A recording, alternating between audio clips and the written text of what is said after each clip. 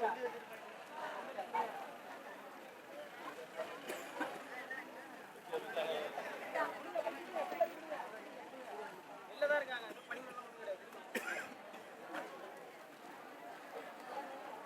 வணக்கம். அனைத்து தமிழ் சொந்தங்களுக்கும் வணக்கம்.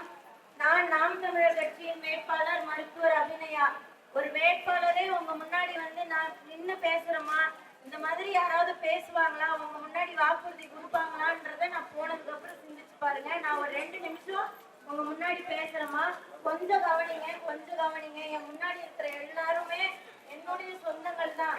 என்னுடைய தாத்தா பாட்டி பெரியம்மா பெரியப்பா சித்திலாம் தான் உட்கார்ந்துருக்கீங்க. 2 நிமிஷம் கேளுங்கம்மா. இப்போ நம்மளை கூட்டிட்டு வந்து இங்க உட்கார வச்சிருக்காங்க.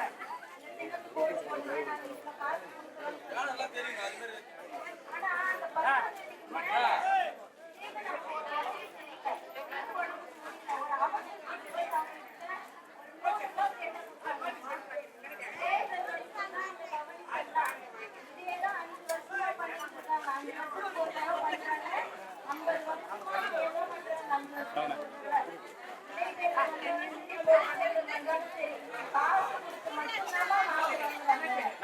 எல்லாத்துக்கும் கொடுக்கல. நான் உரிமை இருக்குது, நீ கொடுங்க, எல்லாத்துக்குமே கொடுங்க.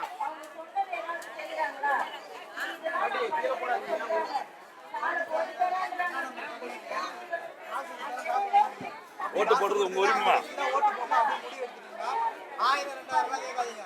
10,000 20,000 1 லட்சம் கேளுங்க. கரெக்டா நான் ஓட்டு போறேன்னு சொல்லுங்க. உங்க ஓட்டை வந்து வித்துதான் நீங்க வந்து ஓட்டு போடுவா அப்படின்னு முடிவு எடுத்துட்டீங்கன்னா 1 லட்சம் 2 லட்சம் கேளுங்க. நான் என் ஓட்டு தரேன் அப்படின்னு சொல்லுங்க. எனக்கு 2 லட்சம் கடன் இருக்கு, நீ கடன் எடுத்துக்க, நான் ஓட்டு போடுறேன். வீட்டுக்கு போய் பேராண்டி ஓட்டு படிக்க சொல்லுங்க. பின்னாடி என்ன போடுறது படிக்க ஒரு நாளைக்கு 100 மொத்தம் கணக்கு பண்ணீங்க. ஒரு நம்பிக்கையா தானப்பா ஓட்டு போட்டேன். நீ ஏன் உன்னோட நம்ம வாயை தொடர்ந்து கேட்க கூடாது அப்படின்றதுக்காகத்தான் அந்த காசு. ஒருவேளை நீங்க கேட்டீங்கன்னா என்ன பண்ணுவாங்க, அதான் காசு கொடுத்துட்டேன் எதுக்கு கேள்வி கேட்கிற, காசு வாங்கிட்டு தானே ஓட்டு போட்டேன்றாங்க. நம்ம சுயமரியாதை அந்த இடத்துல போயிடுது, நம்மளுடைய சன்மானமும் போயிடுது. கை நீட்டி காசு வாங்குறதால கை நீட்டி வாங்குறது என்னமோ வாங்கிக்கோங்க. ஏன்னா நம்மள இந்த நிலைமையில வச்சுட்டு இருக்கிறதுக்கு காரணமே இவங்க தான். அதனால காசு வாங்குறதுனா வாங்கிக்கோங்கம்மா, தப்பு இல்லை. ஆனா காலகாலமா நம்ம பண்ற தப்பு என்ன, காசு வாங்குறவங்க நல்லவங்கன்னு நினைச்சிட்டு அவங்களுக்கே ஓட்டு போடுறதுதான் தப்பு. நம்மகிட்ட வாக்குறுதி கொடுத்துட்டு அவங்க அதை செய்யலன்னும் போது அவங்க மனசு உறுத்தல, அவங்க வந்து அதுக்காக அதை நினைச்சு கவலைப்படல.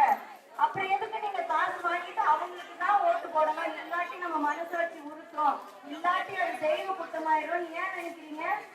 அவங்க சொன்னதை செய்யல, அப்ப ஏன் நீங்க அவங்க காசு வாங்கிட்டு அவங்க சொன்னது மட்டும் நீங்க செய்றீங்க? ஒரு தடவை வாய்ப்பு கொடுங்கம்மா. நம்ம பார்த்தாச்சு இல்ல, புதிய சூரியனும் வந்தாச்சு, மற்ற கட்சிகளும் வந்தாச்சு, பிஜேபி கூட்டணி இப்ப வர்றதுக்காக பார்த்துக்கிட்டு இருக்கு. இதெல்லாம் பார்த்தாச்சு.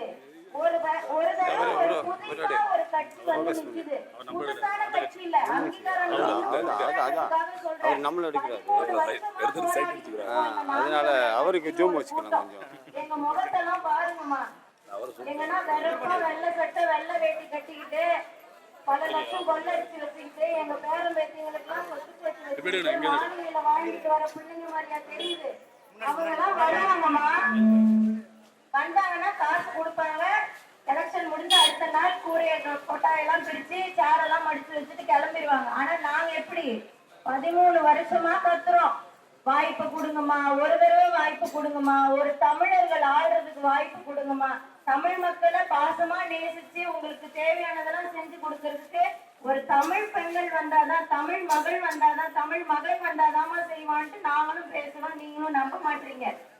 இன்னும் எத்தனை ஆண்டு காலமா நம்ம இப்படி நிக்கிறது சொல்லுங்க? அந்த பிள்ளையோட வாழ்க்கையும் இதே மாதிரிதான் இருக்கணும்னு நீங்க ஆசைப்படுறீங்களா? நம்ம எப்படி வாழ்ந்தாலும் பரவாயில்ல, நம்ம பிள்ளையாச்சும் நல்லா வாழணும், நம்ம அடுத்த தலைமுறையாச்சும் நல்லா இருக்கணும்னு தானே நினைப்போம் எல்லாருமே.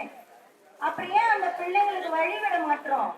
சுயநலமா இருந்தது போதுமா? நம்ம காசு வாங்கிட்டு நமக்கு பிடிச்ச சின்னத்துல போட்டது போதும், நம்மளுடைய கணவர்கள் சொல்லி போட்டது போதும், நம்முடைய முன்னோர்கள்லாம் இதுக்குதான் போட்டாங்க, பரம்பரையா இதுக்குதான் போட்டோம்னு நினைச்சு போட்டது போதும் நிறுத்திக்கோங்க.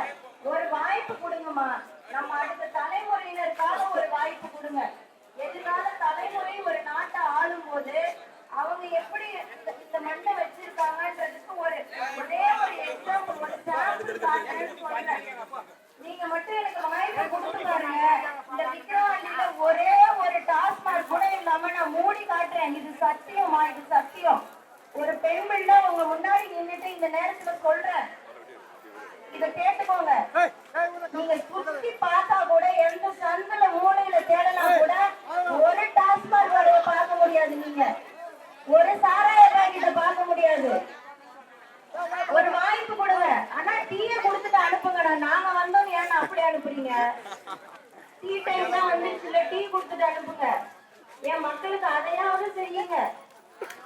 அக்கா டாஸ்மாக் வேணாம்னா என்கிட்ட வாங்கக்கா. இந்த பிள்ளைங்க கிட்ட வந்துருங்க.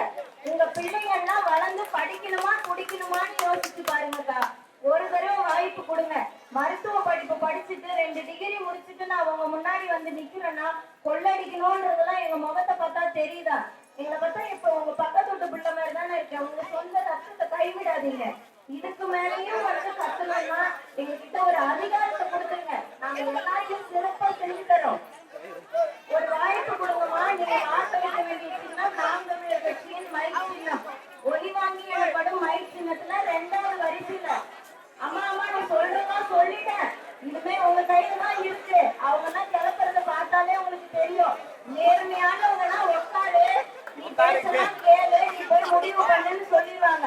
இப்படி அவசர அவசரமா கிளப்புறாங்கன்னா என்ன அர்த்தம்? நீங்க மாறிட போறீங்க. என்ன மாறிட போறீங்க பயத்துல பேசுறாங்க. கவலை பண்ணாதீங்க.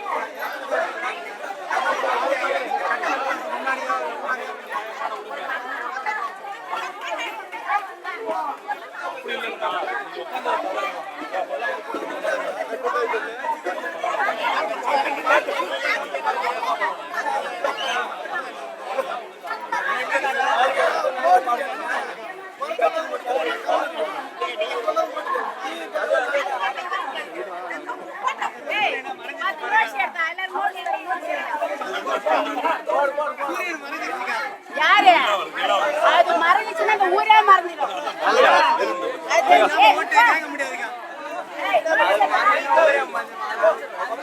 சரிம்மா சரிம்மா நீங்க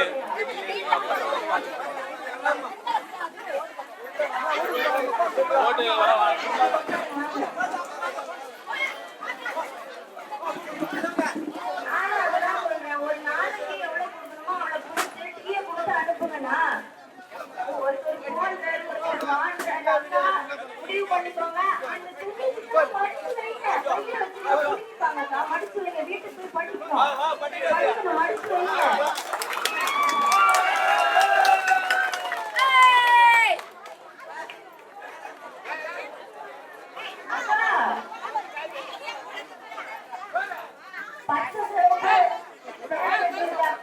எப்படிக்கா இந்த கட்சியில உங்களால இருக்க முடியுது?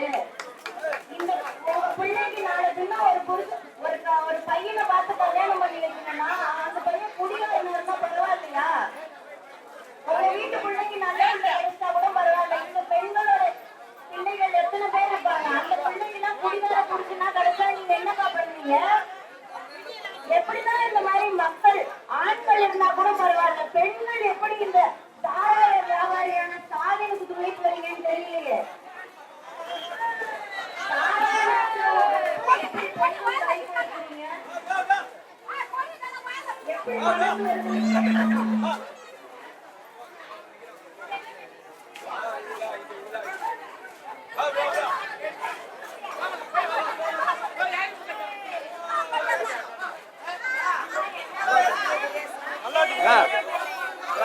பாக்குறவங்க காரி துப்புவாங்கக்கா அவங்கள.